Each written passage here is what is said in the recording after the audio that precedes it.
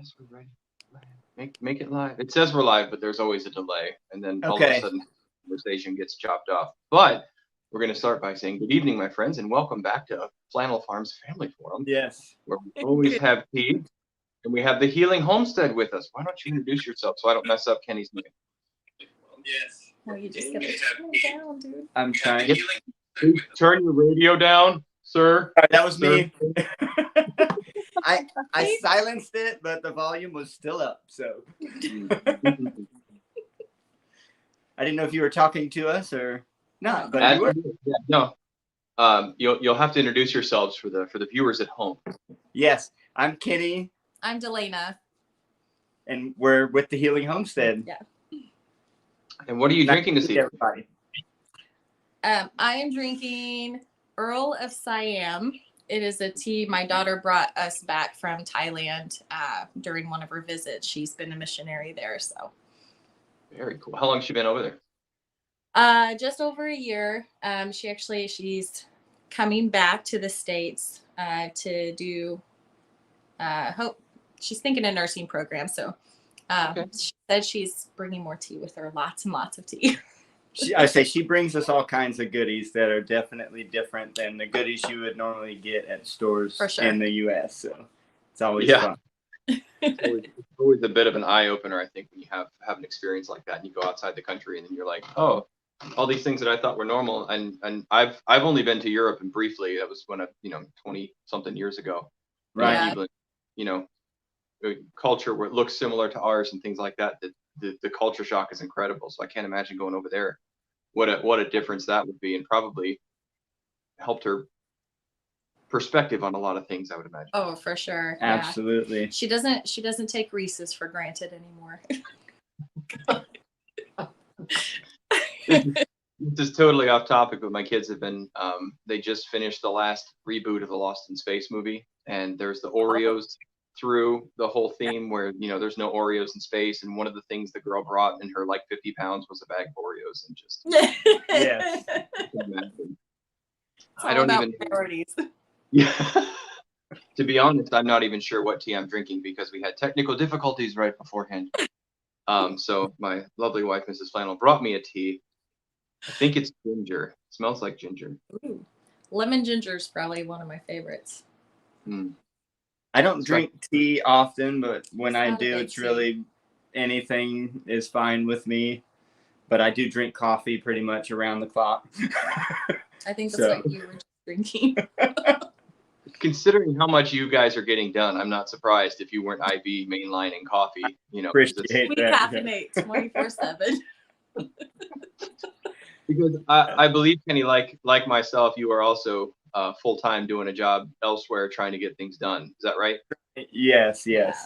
Yeah, it's been a blessing because the job that I'm at now, they actually let me work longer shifts, less days a week. So I have more home time, but when they work me for full days. So 15, 16-hour days, but less days a week. So Yeah. it gives them more time here. Well, maybe the same amount, just more concentrated time. yes. I can set aside a day for work Right. or a day Right. to help her so she can work, and it definitely. For 2 hours in the evening trying to get stuff done right after you get home. You actually have a full. We're already tired. Yeah. Which I'm sure I you feel- noticed is it's vital. We just processed 4 roosters this morning because we didn't need that many, obviously. Yeah. Okay. And the temperature was good, but you had to pull them out the night before to make sure there's nothing in their gullet, and then you have to do it today, and then you have to let them sit overnight. So then tomorrow we're going to put them in the freezer. So it's like a 3-day process, even though the actual parts only took Yeah. a little bit yesterday, a little bit today, and a little bit tomorrow. Yes. But if you don't have that time, then it's pretty hard. Yeah, Right. exactly. For sure. Yeah, and I'm always really ambitious at the beginning of the day. I'm like, wait, when I get off of work, I'll go home, I'll mow the yard, I'll kill some chickens, or whatever. You name the list of things to do. And when I get home, I'm like, I don't feel like doing anything. So having those set days where I can actually work, it helps. So So and I got a good teammate, so we're we're doing all this stuff together. So it definitely helps. And our teens when they're around. So Yeah. As Billy from Permapasture says, if you don't have a homestead honey, it's not really worth it. Hey, Billy. yeah. That's I right. did a live stream with him. I don't know. He was gracious enough to come on. I think it was almost a year ago now, and that's what he said. He said the homestead honey makes it happen. That was so, Yeah. And right? So we actually got to meet Billy at a homesteading conference back in August when he came to Missouri. That was awesome. Yeah, it was very fun, and he made it very personal. He invited us into his tent. It might have been a little bit of, hey, it's hot out there in the sun, so come sit in the shade. But him and your brother actually just sat down and let's have a family conversation. We're just friends. We're hanging out, and so it was good. Yeah, he makes everyone feel important. That was pretty cool. They it's, I hate to say they're normal people, right? To gain following, or when they're an expert in their field, right? When somebody's really good at what they do, right? I think we as humans put airs on people that they might not assume themselves, and some of it might be learned behaviors. I mean, we see the way that celebrities and know-it-alls act, so it's really refreshing. I mean, I wish I could have taken y'all with us when we processed that pig. It was just such a fun. I mean, if it had been Sunday after church, we all had lunch together. It was that type of. It looked like a blast. It looked like a blast. I think that's just it, though. Like, we've learned so much from these other homesteaders that we've been following for a while. And when you get to meet each other in person, like, it's not that you're starstruck necessarily. It's just like they've added so much value to your life and helped you out and blessed you so much that you struggle to find the words. And when you're like, oh, you're actually talking to me. This is cool. I get to glean even more in person.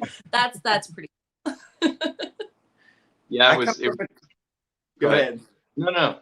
I come from a little bit of a different perspective. I went to the Homesteaders for America 2 years ago. Me and her went on an anniversary trip, and that's when we first kind of said, hey, let's just start the channel. If it grows or doesn't, we're just going to start right now. But I met a lot of these bigger homesteading names, and I didn't know them from their content. I hadn't really. I have been the one following people for years. He came into homesteading kicking and screaming. Not really. I didn't know that I was going to enjoy it as much as I do. Yeah, exactly. And so I went to. This is what wives are for, right? This is what wives are for. They drag us kicking and screaming into the thing that we probably should be doing. And then it's insufferable, right? You can't live with them because they were so right that one time, and they always remind you that, I'm just. I told you so. I told you you'd like it. You like having chickens, don't you? Well, I guess I'd like the brand. Yeah. I like eating chicken. I don't know that I like the chickens. I enjoy going out and getting eggs and doing all that. But I remember when we went to the Homesteaders of America, I went to a beekeeping workshop. Yes. I hadn't planned on being a beekeeper. I was going to go take notes so she could be a beekeeper. And I think it was the Fit Farmer and then the girl that hosted, she's pretty big. Yeah, the Homestead, Kaylee. Yeah. It's I didn't really know who they were. I didn't really know they had a channel. So I was like, oh, hi, you must be Kaylee. And I had no idea. And so after the fact, I was like, ooh, I wonder how that came off. Most people are probably like, oh, it's so nice to meet you. I've been following you for years. I just had this mental picture of a row of porta potties, right? And Justin Rhodes coming out of a porta potty, and you're hey, you left your wallet, or whatever, and Elena's just like, that was Justin Rhodes, and you're like, no. It's just in the bath, whatever. Yes. That is exactly what happened. Man, that's too it's much. Fun yeah, I enjoy learning. I'm hungry to learn all that. I would have jumped on that opportunity to go butcher those pigs in a heartbeat. Oh, yeah. So I enjoy learning and hands-on doing. So definitely love that stuff. So. Well, next time we have a big event, we'll have to give you a ring. Yeah.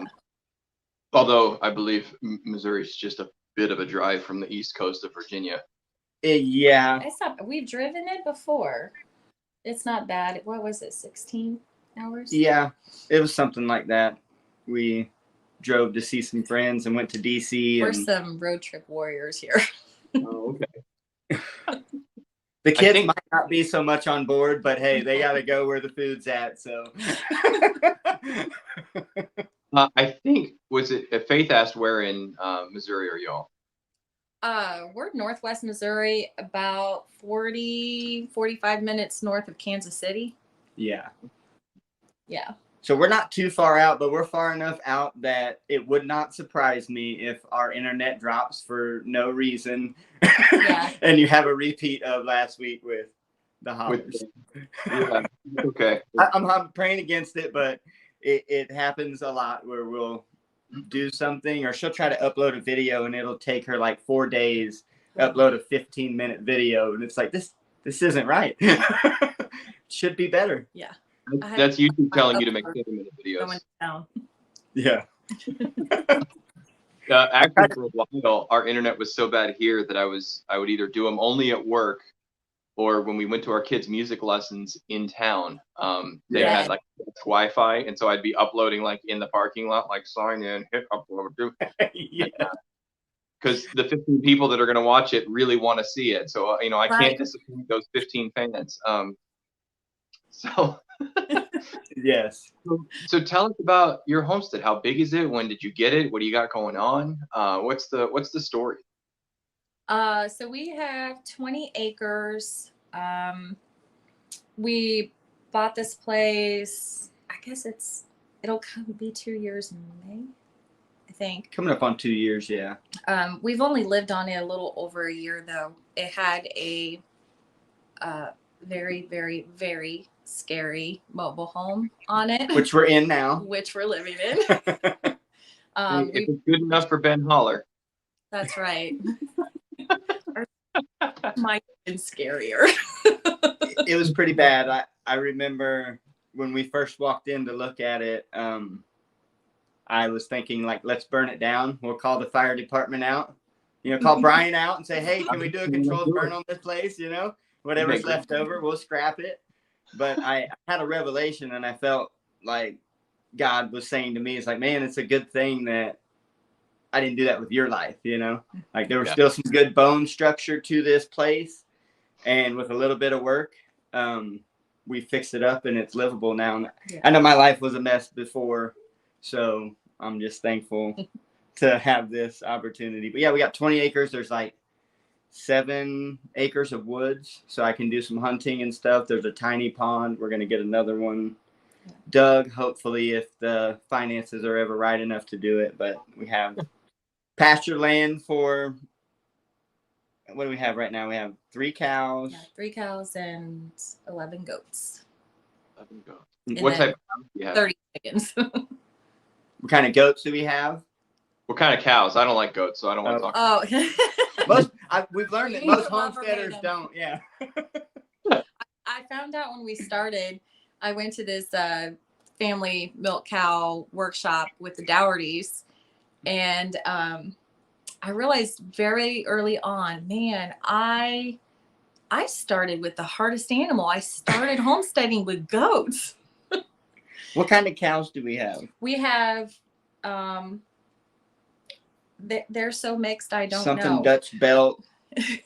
One's Okay. the Dutch belt. I don't know. You got hybrid vigor. That's what you have.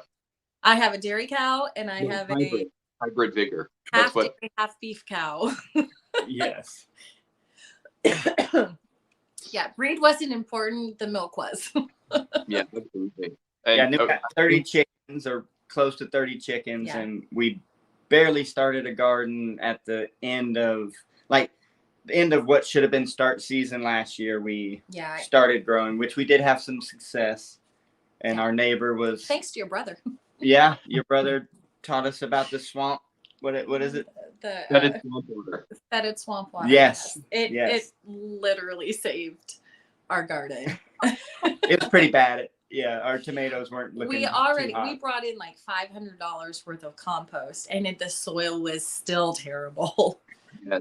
It's Yeah. really bad. We have 2 55-gallon drums of fish emulsion with Nice.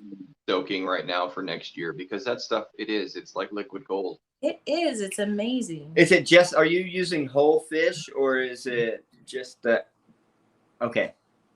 Yeah, there's a little creek around the corner from us that we took the kids to, and I am by far the world's worst angler. If it's not a sunfish that I can catch with, a piece of bread on a hook, I'm out. I don't, Does count. Hey. I'm bored, man. I don't know if it's the ADD in me or the need to be productive, but like standing on a bridge or a bank just casting a line is the opposite of relaxing to me. If nothing happens in for 30 hours. minutes.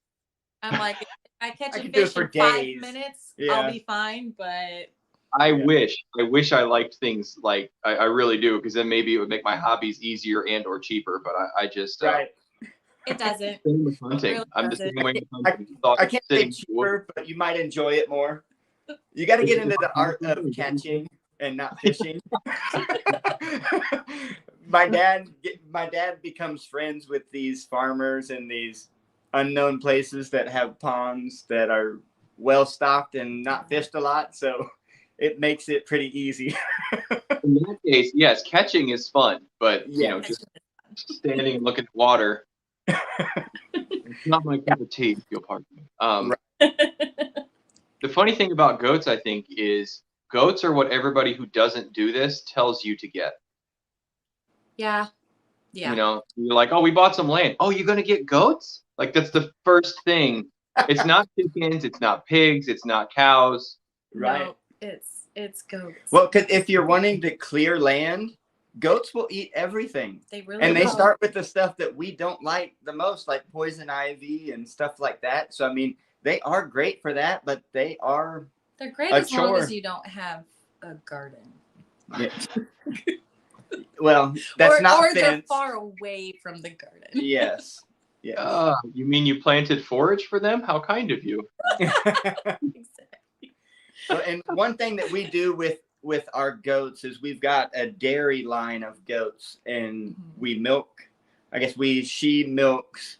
My hands don't work well with milking the goats. It doesn't. Yeah. But she keeps the goat milk and turns it into the goat milk soap that we have. So Yeah. that's the main thing. I watched your video where you basically turned your RV into your future soap making empire. Yes. That Tell us RV is about so soap. useful. Well, yeah, the RV started out as the place we were living while we remodeled this, and now that was free, we talked and prayed about selling it. But he kind of had the idea, we need to get a soap shop. Why don't you just put it there until we can build one? And it has worked out great. Yeah, Really it was vacant space, and we were thinking about selling it, but at the same time, we have teen kids that some of the people who follow our channel may know that they branched out. One went to be a missionary in Thailand. The other signed up for the Air Force, and due to some health issues or some medical stuff that came up with our son, he's getting medically discharged from the Air Force. So he's going to be coming back, and then our daughter actually comes back tomorrow from Thailand, and so we've kind of held on to it, like, well, what if they need a place to stay and they don't want to stay in the house with us, because it is a small house. It's a double wide. It's plenty of enough room for us, but in the meantime, it was just vacant. It was paid for. It's like, why not just use that? So, but yeah, I've been getting back into the swing of it. We put the business on hold for a few months to try to get into the house. It was just a big push to get in here before winter. So that was a hard decision, but well worth it. And now we're working on getting it back up and getting our product up, our website up, all of that stuff. So right. Yeah. When you guys have the website, you're going to share it with me so that we can get that out to Yes. people. absolutely. yes, we will. She's been working very hard at creating a website and building it and having that as one of our networks to get the soap out. And then we have a couple of local places that wholesale for her. Mm-hmm. But we would like to do a lot of it ourselves and, get to know some of the customers and some of the situations where people might benefit from the product. And Yeah, it's been fun. I kind of started out as just something as a hobby.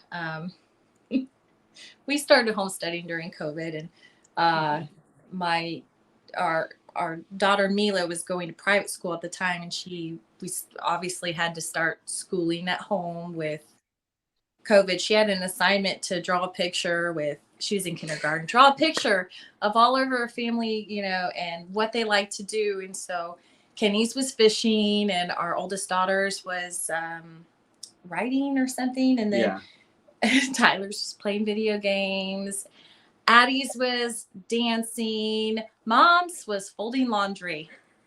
That was her fun thing. That it was like, that was my realization that I need a hobby. because right around that time, like I picked up hunting and other stuff. So I got Yes. all these things I can do that take up time and are enjoyable for me. And here But she's I love to do sitting. laundry because Yeah, that's I just do it what all the time. that's my favorite hobby.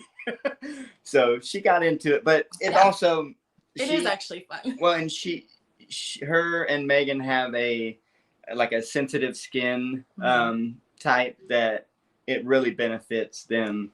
Yeah, I have So- trouble just even wearing makeup or anything. I'll break out into chemical burns on my face. So I have to be really, really careful. And it's just something that has helped manage my skin condition. And then he actually, when we started making the soap, I started doing research on, what would help reverse some sun damage and stuff like that, because he had been diagnosed with malignant melanoma and had to have surgery that same year. And so that kind of set us on this path. And then once you jump down that rabbit hole of non-toxic stuff, it's deep. Yeah, which is crazy because all those products are safe and effective. So I don't see Yeah. what the big deal is. Yeah. So our goat milk soap, we like, I kind of have a standard for me. If I have to put a child safety on it, it's not gonna be coming in the house. So I don't make anything that's gonna hurt anybody, even if the kids eat it or something. So because our 2-year-olds tried.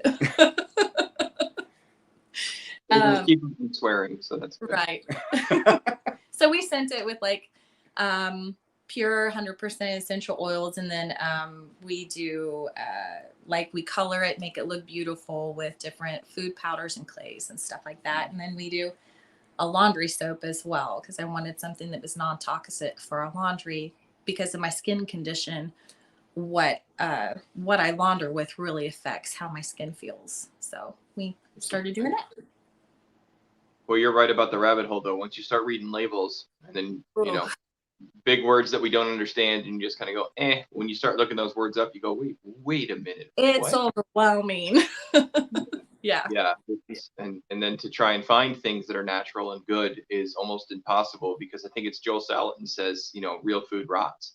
Yes. Well, so, real products, like things you actually use, have shelf life and expiration dates and things, unless, it's right. It's tough. It's tough. Yeah. It is. And anymore, I feel like it's also hard to afford. If you market it as healthy, it automatically doubles in price. So I'm all for high quality ingredients, and that's what we use, but we have chosen to make it affordable as well, because we would want to be able to afford it. Well, that was part of it. We had goats, we had milk.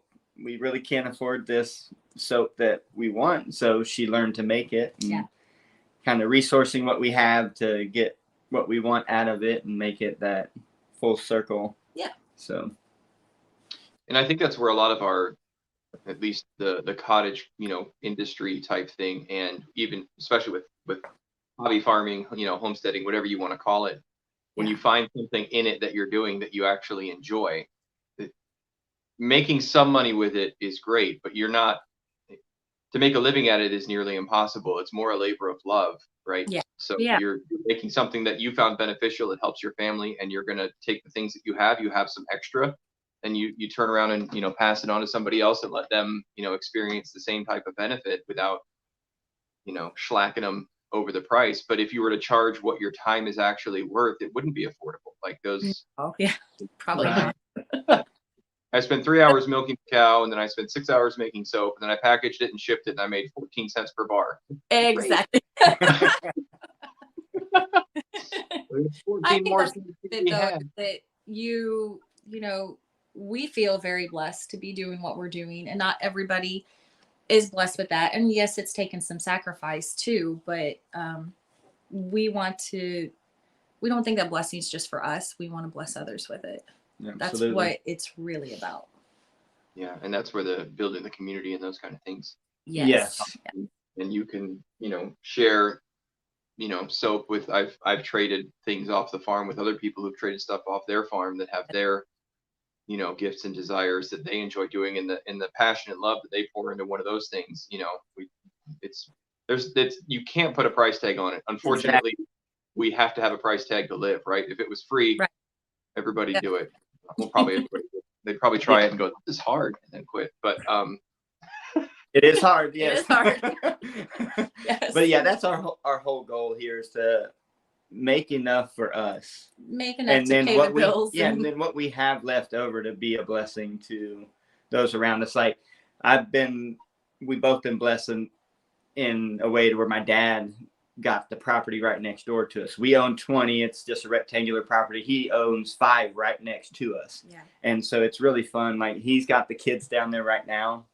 They went down to Pawpaw's for a little bit just so that we could hopefully focus on this. And we didn't know if we were going to have technical issues with the Wi-Fi and getting that up and going. And so it's fun. But like we barter, we have raw milk, and so our neighbor loves the raw milk. He's lactose intolerant, so we trade raw milk, and he comes and he gives us firewood or tills up our garden for us. I mean, we've got nice bartering system with our neighbors and community here. That's awesome. I think that's one of the things that we discovered fairly quickly was the self-sufficiency is almost a myth. I'm sure somebody somewhere's done it. I don't know who yet. I've yet to find him, but I'm sure somebody has. There's 7 or 8 billion people in the world. Somebody's probably got a stick in a cave somewhere, and they're fine. Right. But to actually have anywhere near a normal quality of life, and then to try and do these things, you have to have some sort of community. And when you look back a few hundred years ago, you had the village baker, you had the village, blacksmith, you had the village mill, you had the village. There was all sorts of people who had their specialty, and they were able to do those things. And trying to be a dairy and a butcher, and a baker and a, gardener and a farmer and then, oh, by the way, we need soap because we're filthy because we've just been out there doing all these things. It makes you want to nap. So I think you almost have to kind of narrow, huh? You're so right. It's really about like community dependency. Like, you are relying on each other. I mean, you're taking care of your households, obviously, but that's something we felt really strong about, to the point where even in our local church, where we have a little homesteading connect group where we're bringing others along that are either more seasoned than us, or maybe brand new, or maybe they're wanting to homestead and they live in an apartment, but we're getting together and doing workshops and learning skills and seed swaps and asking each other questions. So that's really, I think, what it's about. Yeah. One of the things we've realized was, last year I had heart surgery. We waited our entire life to get out to this property, and then 9 months into it of living your dream, finally you realize that might be a real short dream. You never know. And the apocalyptic nature that seems to be pervasive in our world today, right? We're on the brink of World War III. Wheat's gonna run out. Wheat's not gonna run out. Wheat's okay. Wheat's bad. There's no fertilizer. There's fertilizer. And COVID's gonna kill us all. COVID's fine. It's not a big deal. No, it is a big deal. No, there's bird flu now. We're bombarded all the time with, we're one, the sun's going supernova. We're one snap away from everything collapsing and the whole world reverting back to whatever. And that might very well be. But it's much more likely that you're going to have something personal in your life at some point, right? We all go through tragedy. Something happens where your personal world collapses. Yeah. And it takes a lot less to wipe out somebody, a family, than it does to wipe out a community or a nation or a world. And when you have, yeah, Jeremy says eggs cause blood clots. I read that. Apparently hot showers cause heart attacks, and sleeping on your side is bad for you. Isn't all these things so weird? But, out of nowhere, you can end up having heart surgery, and all of a sudden, all the stamina and strength you thought you had is gone. Now what do you do, right? And when that happened to us, the community rallied around us, and we had people that brought us meals, and we had people that watched the property, and we had people that stayed at the house so we could go do doctor's appointments. And in reality, we should be building community not just because the apocalypse is coming. I mean, it's one of the things that's ordained in Scripture that we should be doing, and Right. doing life together. But it makes us that much more resilient when these things do happen, because it's a lot harder to wipe out 3 or 4 families than it is to wipe out one family. And so if we all have kind of, we're working together while the times are good, and we're learning each other and our skills while there is a plenty, when the famine does hit, then we're much more resilient and much more likely to be able to be a light to those that need it. Absolutely. Agreed. Absolutely. Yeah. Amen. Yeah. It's kind of funny, when we first moved out here, it was kind of right in the middle of that. Don't really know what's going on with the food and the wheat. Yeah. We had a septic tank dropped in. That was the one requirement that we had to have before we could actually live out here. So we got the septic tank put in, and I guess when they seeded over to cover up the pile of mud that was out there, somebody seeded with wheat.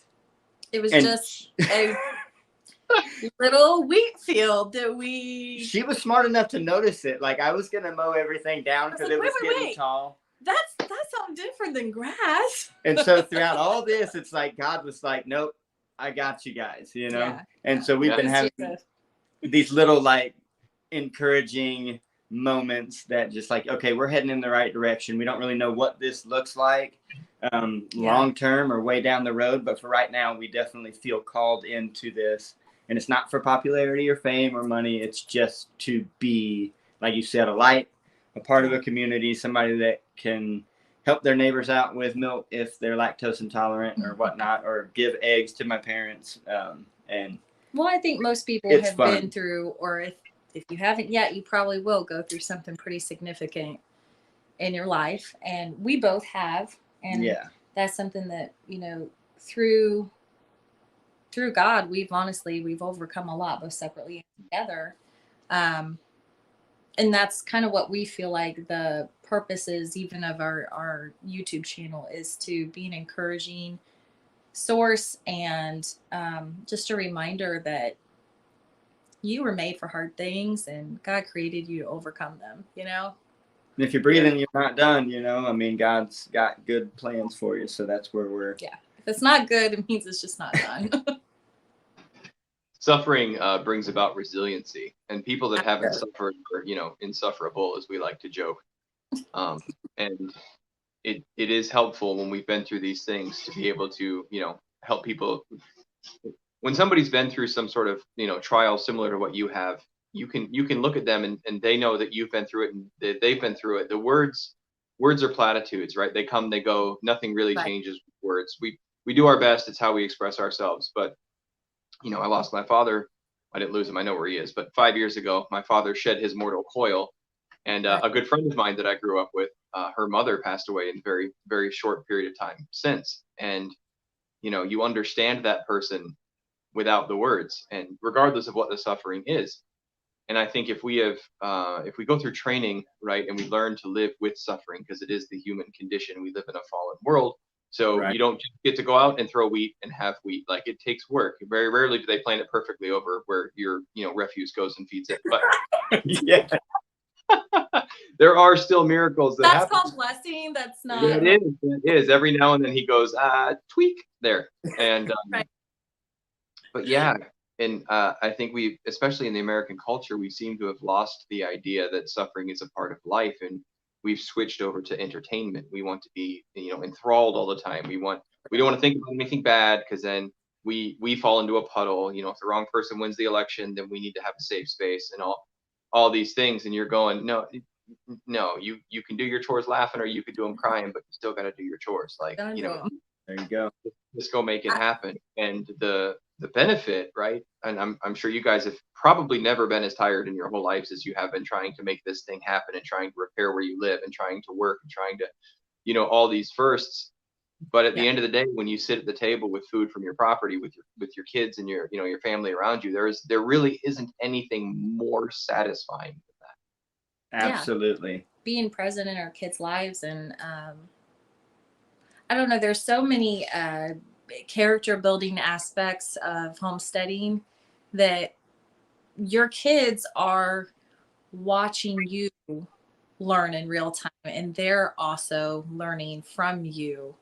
That it's so valuable. There's so many life lessons that go into a normal day in homesteading. Real quick, honey, Mrs. Flannel.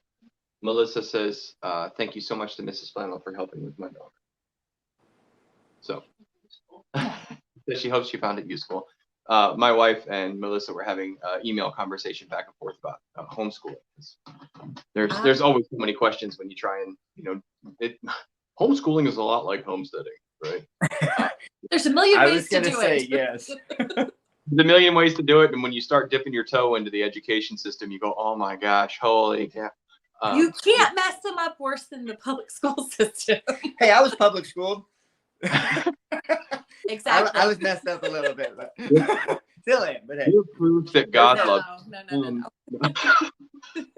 Honestly, we homeschool too. We love homeschooling our kids, and I was homeschooled, I think, from 3rd grade through high school. So. And I did a brief tour in did. homeschooling. We were actually talking today. It would be better. And this is going to sound strange, but it would be better that your children never learned how to read, write, and do arithmetic than lose their souls. So I agree with that. Yeah. Yeah, there's you more. I think there's more benefit to teaching your kids mental, physical, and spiritual resiliency than, I mean, that stuff, honestly, your kids are probably going to learn on their own. I mean, ours do. Mila, she's always looking for something to learn. I can't keep up with her. That's the oldest of our 3 that we have together, and then we have 2 olders. But yeah, it's kind of like you said earlier. It's like sometimes people have this idea of wanting to do homesteading, and then when it gets hard, they quit. And that's the same as life is, that resiliency that you were talking about. It's like sometimes it's gonna be hard and it's gonna hurt, and you're not gonna know if the next step you're taking is the right one, but you keep pushing forward. And I mean, that's what it's about. And once you push through it, and then you see, oh, that's why there's wheat growing above the septic tank. That's why the grass was so tall. It's just, there's certain things that just like, okay, now that makes total sense. But that's a good analogy, right? Right when you think it's the crappiest, right? Right. When Literally. Yeah. Or my wife said, or something worse. Yeah. It can't get any worse than this. You did not just say that. You had to say, buckle up, Buttercup. Thanks a lot. Speaking of worse, I did want to give a brief update. We discovered about a month ago that I'm actually hemodynamically unstable. Back in September, they went in and did a mitral valve prolapse repair. They put a ring on top. They sewed a bunch of stuff together. And I was supposed to be good from that. And as it turns out, there's a leak in my repair that is shredding my red blood cells as they go through it. So now I am anemic, and their answer was medication at first. And I told them no. I said, if we have a vehicle that's leaking fuel, we don't give it less fuel. That's not the answer. You fix the leak. So I told them we needed to fix the leak. They came back a week later and said, look, we're going to put you on a beta blocker for 3 months, and we hope it will seal itself. So thankfully, being a man of faith, I do believe God can seal things, whether we take medicine or not. But I did agree to a 3-month thing with them.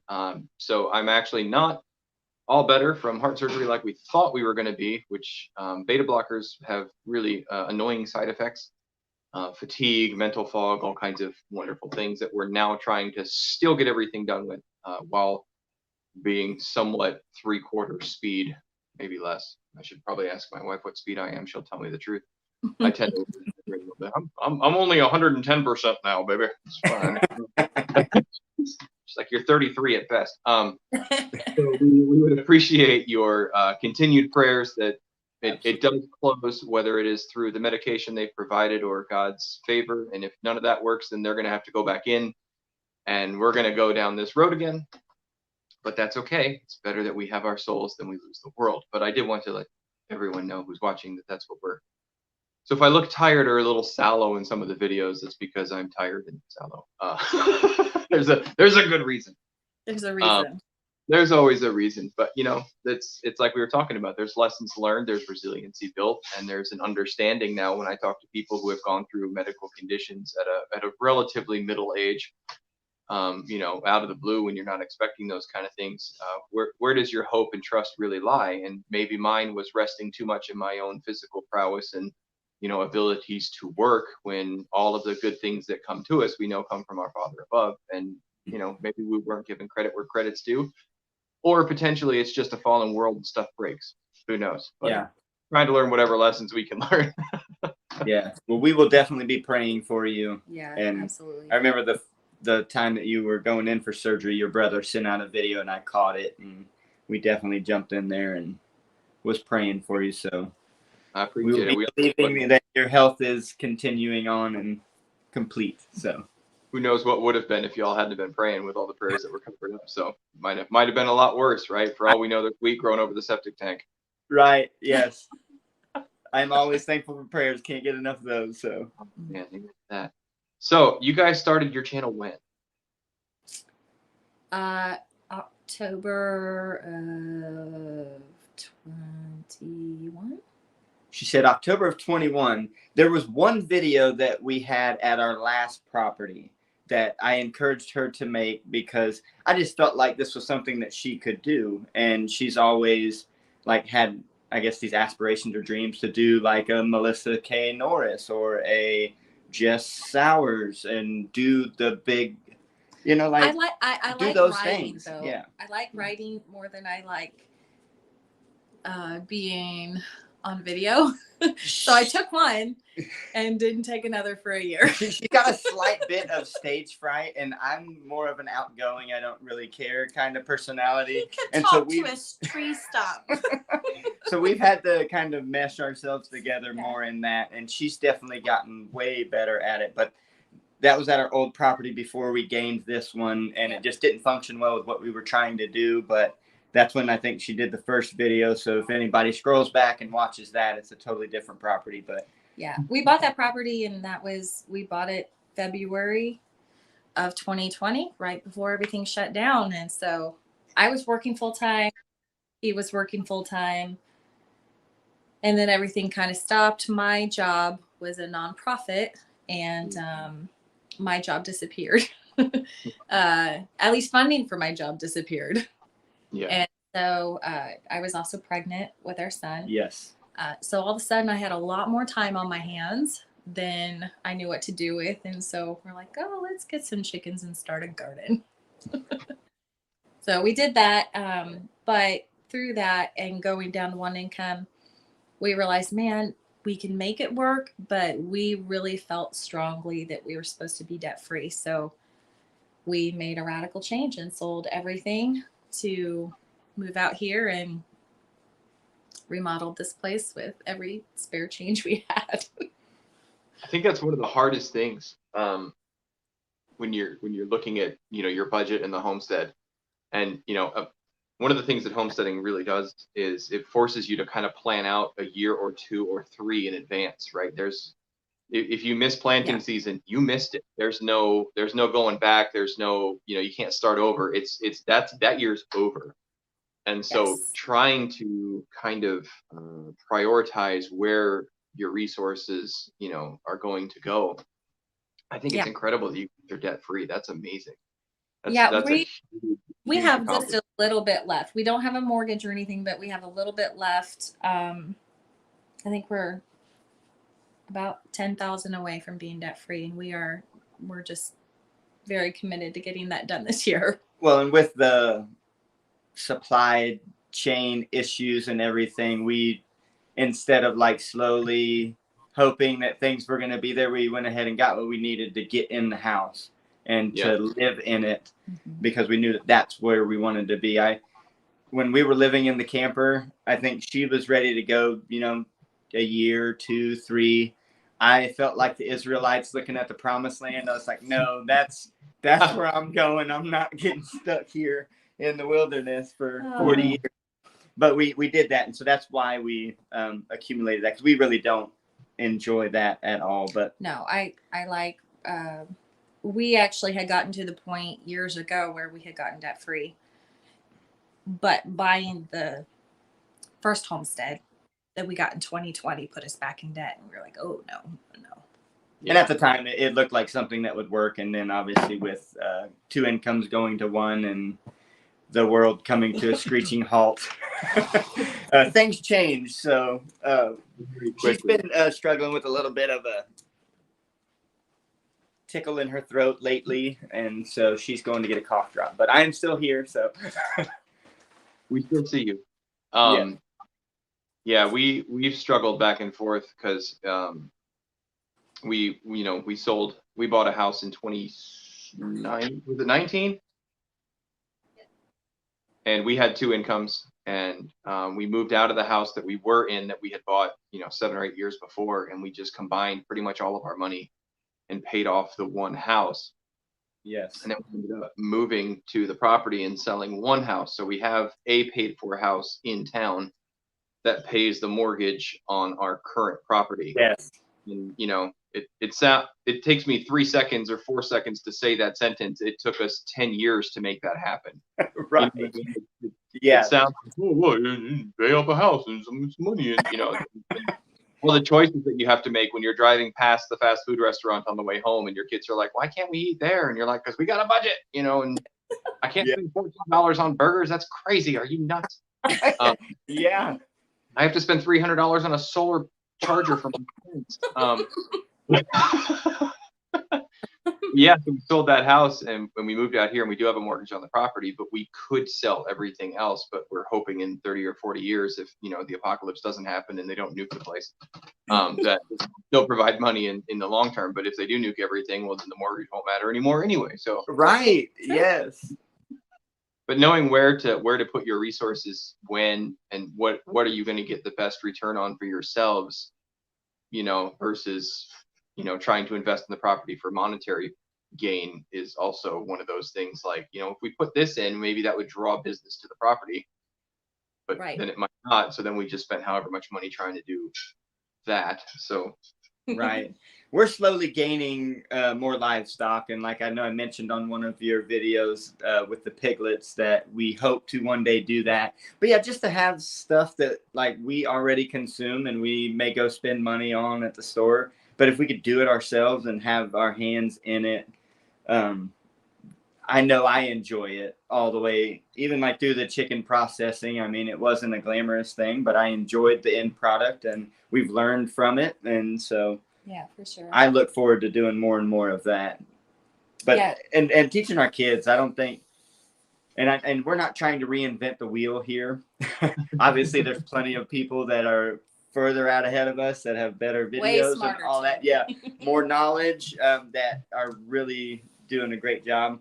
But that doesn't mean that we can't start and still do. So it's taken some prayerful consideration on what we're going to purchase or hold off on, and that's just something that I don't think it's a right answer for everybody. I think it's just something you guys like if you are a couple, you have to get together and pray together and let the Lord lead. Yeah, honey, I say yes, but the budget says no. Right. I would deny you nothing were it in my power. However, I joke with her when she says, hey, I have a question. I say anything up to half my kingdom. And she says, only half? I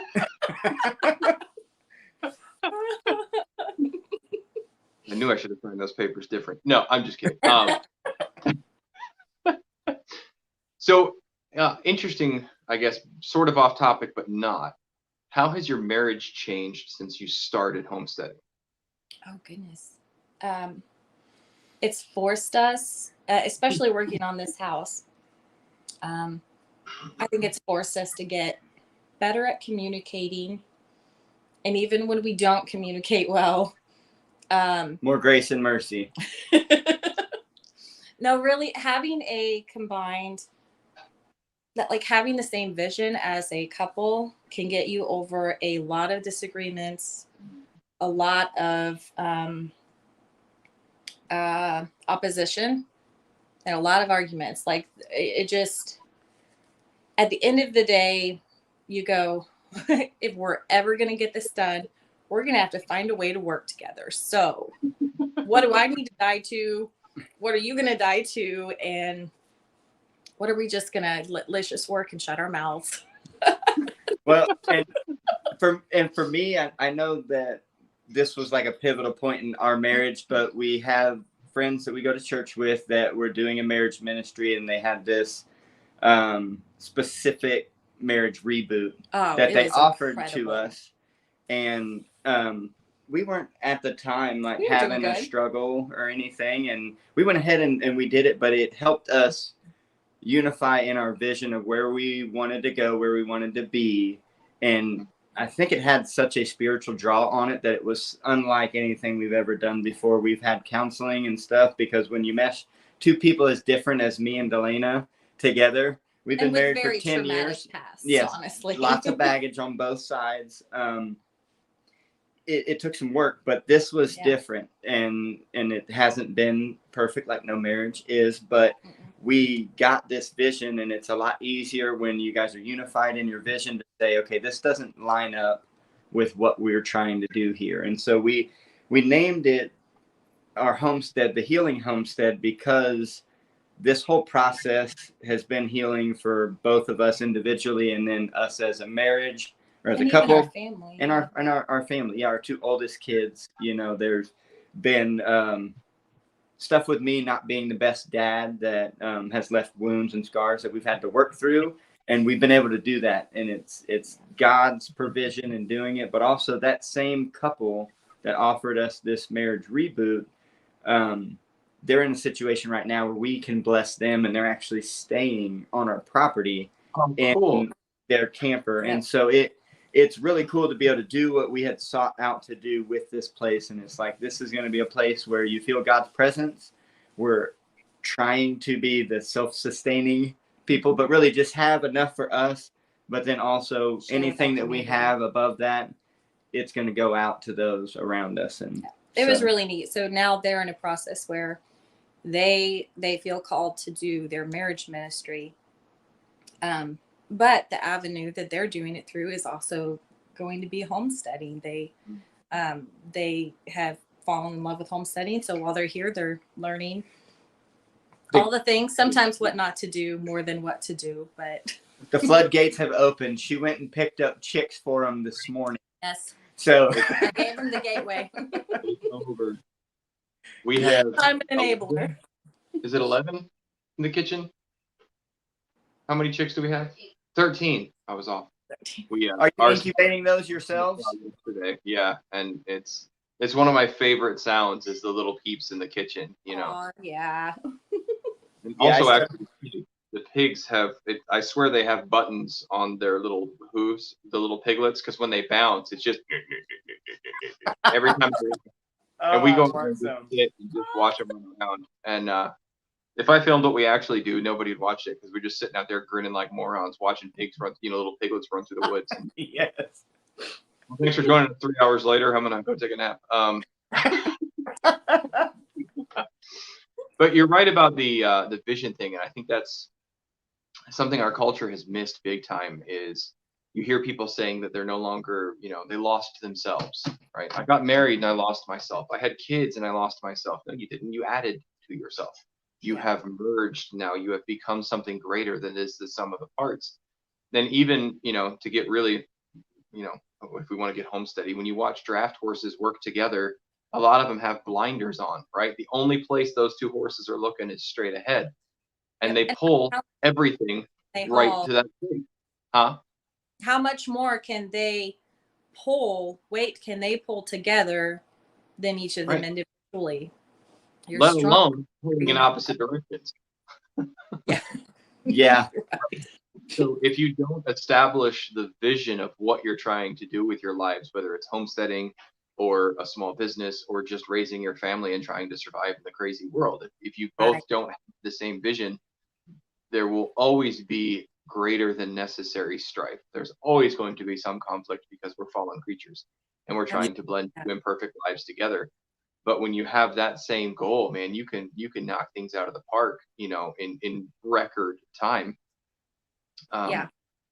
One of the things that we did when she got here was she was working, 30 hours a week, and we were here for I think 2 months, and she quit. And she works a little bit for one place and a little bit for someplace else, but it's just a few hours here and there a week, and she's able to be here with the kids for vast quantities of time. And there's no way you could do this without somebody on the property, basically 24/7. It's just when the cow gets out, you both can't be at work. Like, it's just We had a brief stint where we weren't living on the property and we had to drive like a half an hour to get to the property, but we had animals here. Yeah. There was no I other way do to not do it. Yeah. recommend that. No, it's very difficult. Quickly after a few months, we're like, we have got to get on there. So that's when we bought the camper, and Yeah. it's much better being on the property. And 100%. Well, if you guys haven't already, make sure you head over to the Healing Homestead on YouTube and subscribe to the channel. Thank you, Go ahead. guys. yes. Oh, I thought you were going to correct me like, no, it's the Homestead Healing. I was like, dang. No, you did good. Thank you. No, and we appreciate you, Brian, for having us. Honestly, I feel like this is like almost like a mountaintop experience to be able to share the platform with you. And we haven't met in person. We got to meet Mr. The Good at the Homesteading Live Conference in Hannibal, and it was a pleasure to meet him. He is just as funny in person as you guys are on some of your videos, and definitely look forward to learning. Yeah. So it's been really neat that's when I first learned about you, was at that conference. Billy and David were both talking, and I was like, you have a brother with a YouTube channel? And so I am subscribed, and I'm like, oh, this is awesome.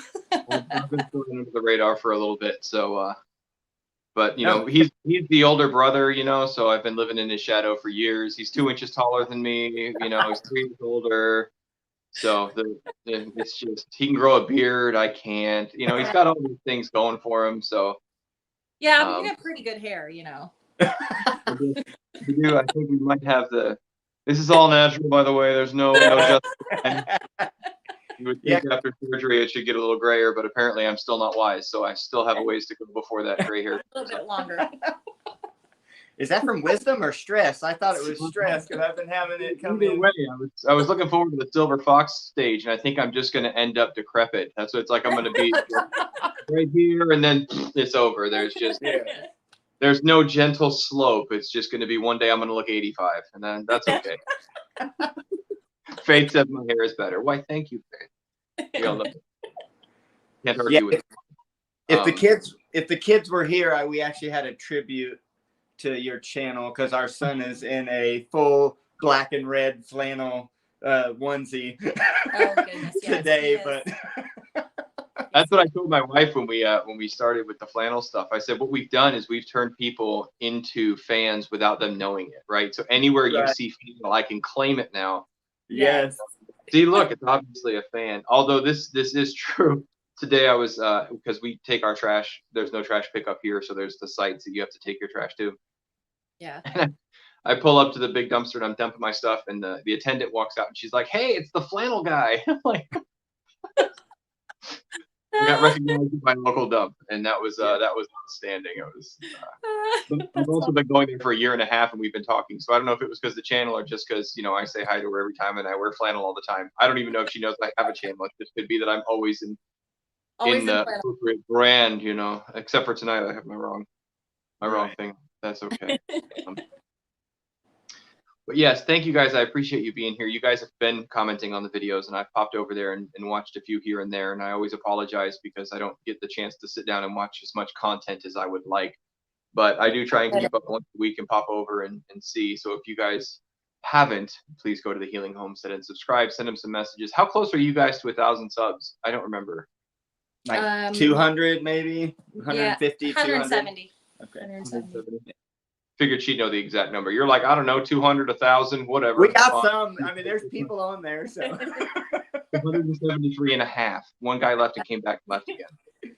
No, we have some awesome followers. We have some regular amazing. And they comment regular. Yeah. They're so encouraging. Yes, it is fun to have that extended family, I guess you could say, to for sure join along with us. And so. It is something that I wasn't expecting. I did not realize, oddly enough, especially since I'm a millennial, you would think I would know that YouTube is social media, but I really I never used it as social media. Whenever I went to YouTube, it was to learn something or somebody sent me a link. I did not realize there were people, and even with my brother doing it for 10 years, it really didn't stick that, no, this is, that there's a whole community that develops, and there's, relationships you develop with people. We didn't realize it either. We're also millennials. I did the same thing. I was self-taught in hunting, and that's why I had a YouTube channel, and it's still the same one I comment with. But then I went to the Homesteaders of America and met all these people, and I'm like, oh my gosh, they got huge channels. Like, there's a whole world out here. It's fun. Congratulations on your milestone too. Yeah, that was that was awesome cool. Seeing that, So 5,000 is a big number. I mean, 5,000. We've ticked over 6 since then. Yes.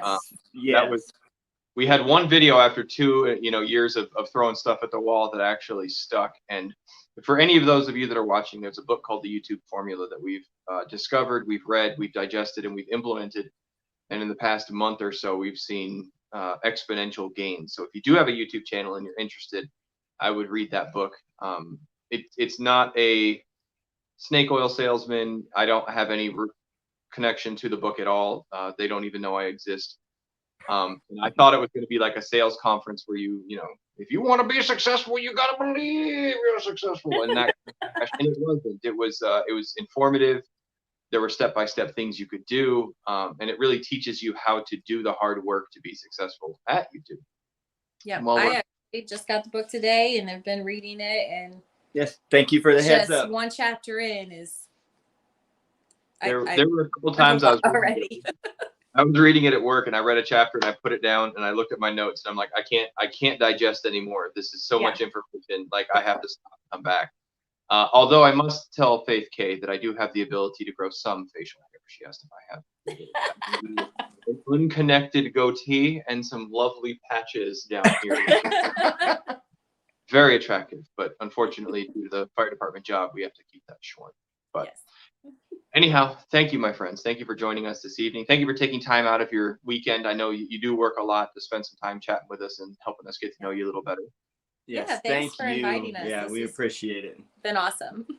We'll see you, everybody watching. We'll see you back in YouTube land. Keep growing as you grow. Yeah. Bye.